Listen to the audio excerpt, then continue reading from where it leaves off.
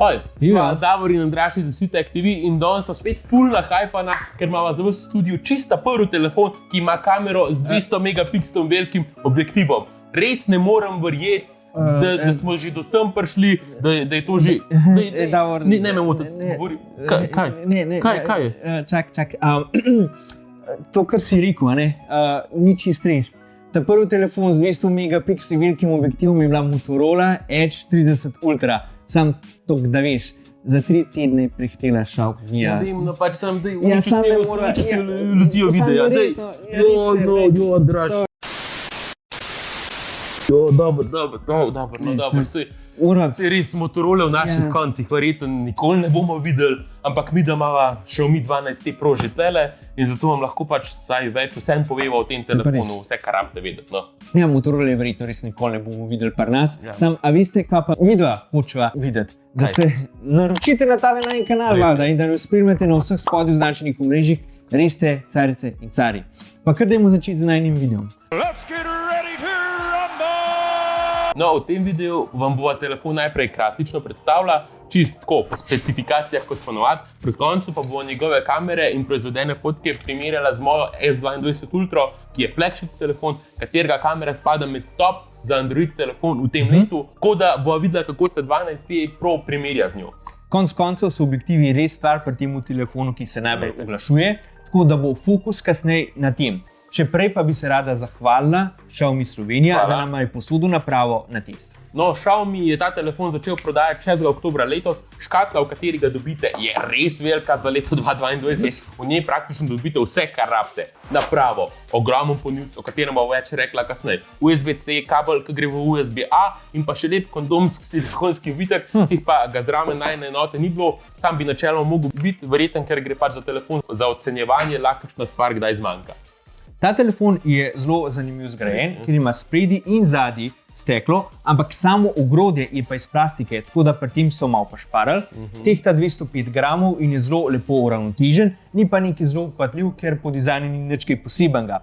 Spreden zaslon je iz stekla Corning Gorilla Glass 5, ta zadnjem pa kao iz anti-odsevnega stekla, ki bi vsaj zunaj na soncu dejansko ful odseven, vsaj po najinih izkušnjah. Vam pa priporočava, da telefon daste v vitek, kjer se lahko hitro zapaca s prstnimi odtisi, čeprav je zadaj matiran. Telefon ima certifikat IP53 za odpornost proti prahu in pljuskom vode, ni pa to certifikat IP68, kar načeloma pač ni flagship ta telefon, ampak je telefon višjega srednjega ranga, tako da so sklenili par kompromisov. Čeprav za tako ceno bi mogoče lahko dali vsaj IP67 certifikat. Z veseljem pa lahko povem, da kompromisov sigurno niso sprejeli pri zaslonu, ki je AMOLED. Xiaomi ga je poimenoval kar Crystal Res oziroma kristalna resolucija in ima tudi res zanimivo resolucijo oziroma razmerje, se ima 1220 pik resolucijo. Po diagonali mer 6,67 inčev, ima 120 Hz osveževanje, doseže maksimalno svetilno z 900 nitov in podpira standard HDR10+, kar pomeni, da je zelo dober za gledanje Netflixa in YouTubea. Edin zunaj na močnem soncu ni nujen, da bi se zmeraj vse dobro videli,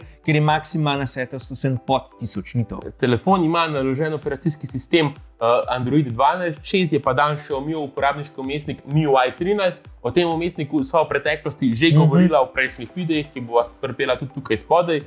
Je pa letos drugače tudi to, da naj bi ta telefon dobil 3 leta softverskih updateov in 4 leta varnostnih popravkov, kar pomeni, da se Xiaomi počasi izboljšuje, tudi kar se tega tiče in koliko časa podpira svoje naprave. Vse nama pa še zmeraj ni čisto všeč, ker so gor prednaložene aplikacije, kot je recimo booking.com, ampak vsaj hitro ga lahko instalirate.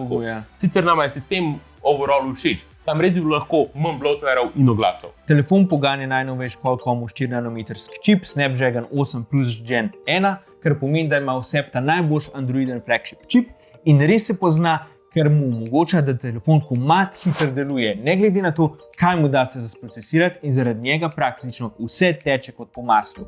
Res je fleten, ker malo scrollati po telefonu, samo zato, ker to hitro dela. Tako da je to idealen telefon tudi za igre špilati, tudi zato, ker je Xiaomi naredil prav poseben gaming mode, pri katerem lahko vklopite dodatne funkcije, ki vam pomagajo izboljšati uporabniško izkušnjo in med špilanjem iger. To izkušnjo zaokrožuje tudi dober sistem stereo zvočnikov, ki jih je oglasilo podjetje Harman Kardon in ti zvočniki so fajn glasni. Nima pa telefon vhoda za slušalke, sam iskreno, kjer telefon ga danes sploh še ima. Če vas nisem pripričala, da je telefon hiter, pa vam lahko poveva, da ima tudi solidno hiter bralec prstnih odtisov in zelo hiter 120-vaten polnilec za fila telefon, ki je res cegod polnilca. Sam pogledajte ga, ta stvar je večja od mojega polnilca za MacBook Air, pa še večji od tistega, ki je bil zraven Poco F4 GT, ki so ga imela par mesecev nazaj. Res je že težek za parit, ker je sicer čuden reč za polnilec pri telefonu, sam vidva se ne pritožujeva tudi zato, ker so ga dobila v škatli. Ampak ja, zgleda kot eno hladno orožje, s katerim lahko nekoga ubijete. Pri polnjenju sicer tako, da imate dve opciji, lahko vam ta polnilec telefon nafila od 0 do 100% približno pol ure, ker že sam po sebi dosta hiter. Lahko pa greste v nastavitve, tam najdete razdelek baterija in v tem razdelku vklopite funkcijo poveča hitrost polnjenja, ki vam telefon iz 0 do 100% nafila v slabih 20 minutah. Ja, so določeni stranski učinki. Naprimer, telefon se lahko med polnjenjem bolj segreje. Pa tudi to, koliko hiter se vam bo nafilal, je odvisno od tega, koliko sploh imate procentov baterije. Ja. Če imate full mal, se vam bo hitreje nafilal, kakor pa če imate recimo 90%. Zakaj temu tako, sva pojasnila v videu o hitrem polnjenju baterij, od katerega bo dala link v opis tega videa. Ampak še zmer, da lahko telefon nafilate toliko hiter, je full impresivna stvar. Če se zjutraj zbudite in je telefon skoraj mrtev, ga sam priklopite, greste po tuš, si skrtačite zobe in bo naprava na 100%, ko boste prišli nazaj. Res full priročen, če se vam kam mudi. Ne boste pa na tem telefonu dobili brezžičnega filanja, ker je Xiaomi to izpustil ven, da je lahko ki drugi dal boljše komponente noter. Baterija je sicer kar velika, se je velikosti 5000 mAh in ko moč zdrži cel dan, je pa res, da boste hiter spraznili jo lahko, če boste posneli velik 200 megapikselastih fot in snemali video 8K. Ker si pa glih omenil fotke in videe, pa lahko greva naprej kar do glavne atrakcije tega telefona, sistema kamer na tem zanimivem štrlečem modulu. Ta telefon ima 3 objektive, 200 megapikselov velik ta glavni objektiv, 8 megapikselov velik ultraširokokoten objektiv in 2 megapiksela velik makroobjektiv. Objektive na hrbtišču pa dopolnjuje še sprednji selfie objektiv v velikosti 20 megapikselov. Kakor sva že rekla na začetku videa, midva sva primerjala predvsem fotografije iz 108 megapikselov velikega senzorja na S22 Ultra in 200 megapikselov velikega senzorja na 12T Pro, ki je torej večji in kamera tudi bolj ven štrli na hrbtišču, še bolj kot pri 11-14 Pro liniji. Ampak to je cena, ki jo morate pač plačati, če imate v napravi toliko velik senzor očitno. Sam dajmo pogledati, če je ta izboklina vredna in če fotke odtehtajo toliko večji modul za kamere. Tukaj so nekako najne misli. Če fotografirate v maksimalni velikosti 200 megapikselov, pridejo ven full velike datoteke, tako da boste lahko hitro videli, v kateri resoluciji slikate. Resno, to so tako po 50 do 70 megabajtov velike datoteke, kar je pač noro. Glih zato vam midva priporočava, da fotke načeloma ne zajemate v 200 megapikselov velike resoluciji, ker res zavzamejo preveč placa. Res pa je, da če 200 megapiksel z tega načina predhodno posebej ne vklopite v meniju, boste itak imeli slike v normalni velikosti in resoluciji. Midva sva sicer primerjala fotke v obeh načinih, sam dajmo najprej pogledati 3 primerjave med 200 megapikselskimi in 108 megapikselskimi fotkami. V osnovi fotke izgledajo zelo podobno, odvisno od svetlobe so lahko enkrat pri enem bolj nasečene, enkrat pa pri drugem. Enako je s toploto slike, najbolj pa se število pikslov pozna, ko fotke skropate oziroma tako veliko sliko obrežite in približate na neko točko. Na tem primeru lahko vidite, da ko skropava fotko na oblaki nebo, je na 12 prav siguren več detajlov. Sploh se vidi to tudi na listih.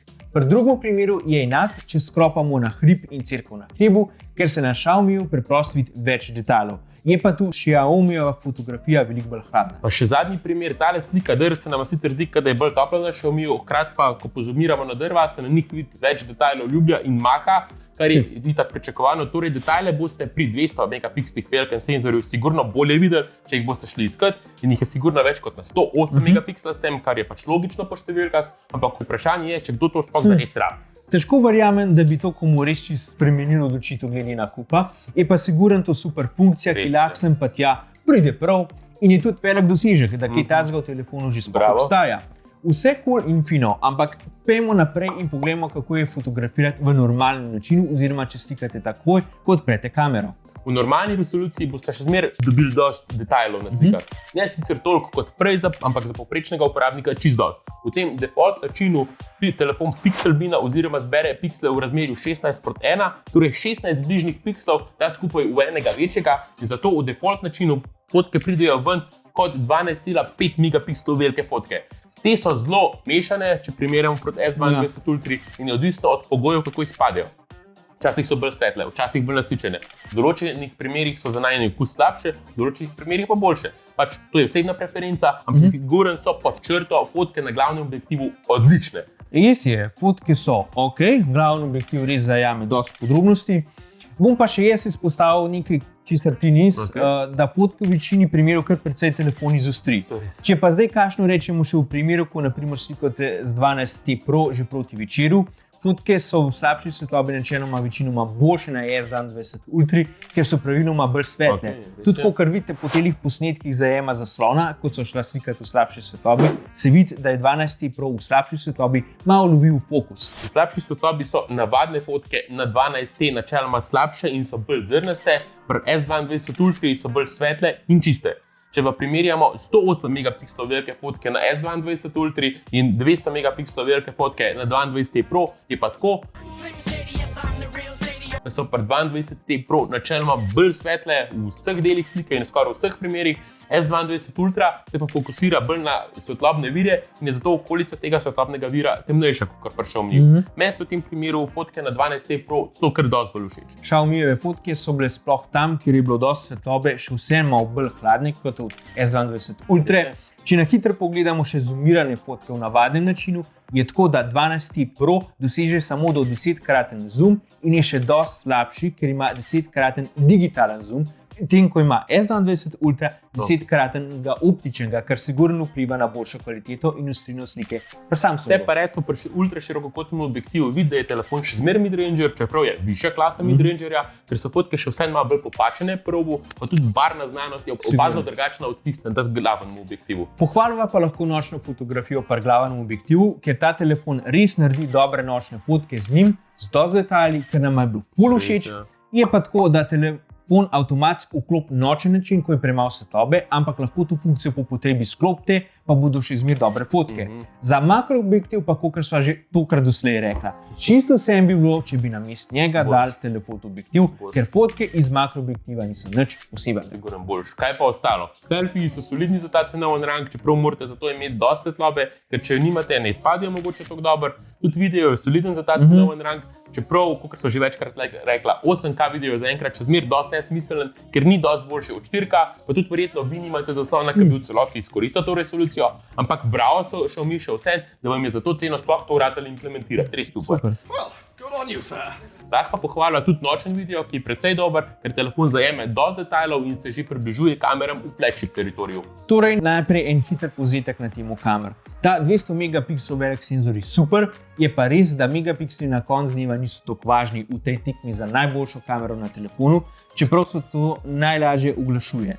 Valjda, fotkam dajo dodatne podrobnosti, lahko bolj skropate v zoom in posledično več vidite, ampak je pa tudi očitno, da je pomemben tudi tip senzorja, tip procesorja in predvsem, kako proizvajalčevi algoritmi fotke s pomočjo računalniške fotografije obdelajo in izboljšajo. Ampak pod črto sem s fotkami sigurno zadovoljna. Kaj pa ostali speksi in cena? V osnovni konfiguraciji na Mi Store lahko telefon dobite z 256 GB notranjega spomina in 8 GB RAM-a, v najboljši izvedbi pa ga dobite z 256 GB notranjega spomina in 12 GB RAM-a. Midva sva dobila slednjega, ampak trenutno ga na Mi Store nisva našla. Kupite telefon lahko v črni, sivi in tele modri barvi odsevni.